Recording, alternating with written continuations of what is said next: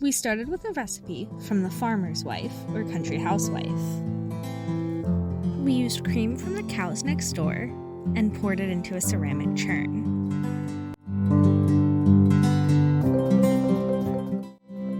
Following the book's instructions to use a slow and heavy force, we soon got to the whipped cream stage. It stayed in that stage for almost 30 minutes before it suddenly separated into butter and buttermilk. We drained off the buttermilk and scooped out the solids.